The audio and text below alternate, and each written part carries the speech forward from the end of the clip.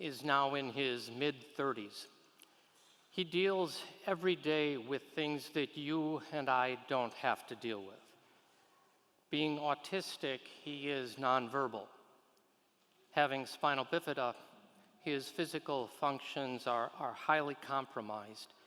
He continues to need 24/7 care, completely provided by my brother and by his wife. I remember once when Daniel was about 7 years old, he was a growing boy. My brother was changing Daniel's diaper, and I watched him so deftly removing the diaper, cleaning him, and reclothing him with such care, such dignity. And I said to my brother, "Walt, how do you do it?" And he looked at me with a look of bewilderment that only one brother can give to the other. And he said, "Gary, he's my son."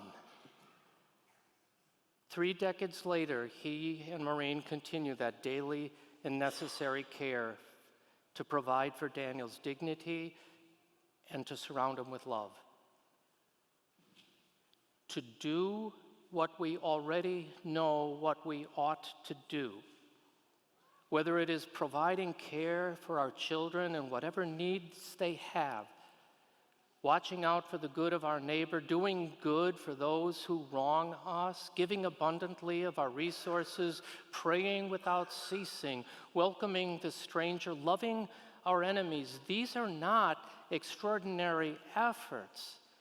This is what we are all called to do, what we ought to do. To speak out when we see injustice, to protect the life and the rights of all of our brothers and sisters, to care for all of God's creation, to support the poor and the powerless, to offer dignity and safety to immigrants. This is what followers of Jesus Christ do. It doesn't take great faith for us to do these things, but rather when we do these things, we grow in faith. Faith is not this commodity that God pours out into us, that but rather it's that thing that wells up in us when we go step by fearful step in this steady practice of doing what Jesus commands us to do. And yeah, the bigger the step, the weaker sometimes we feel in our faith. And the weaker we feel, though, the more apt we are to experience that very presence of God. Doing what we feel we cannot do, but doing it anyway, proves ultimately what matters most is not so much our faith, but the faith that God has in us.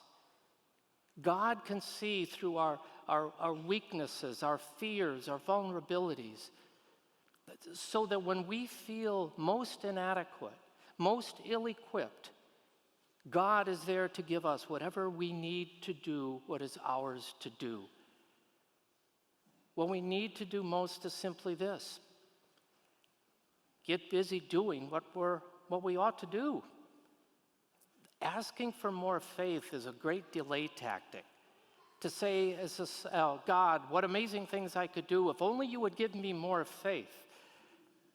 In the meantime, we sit back and wait for it to happen.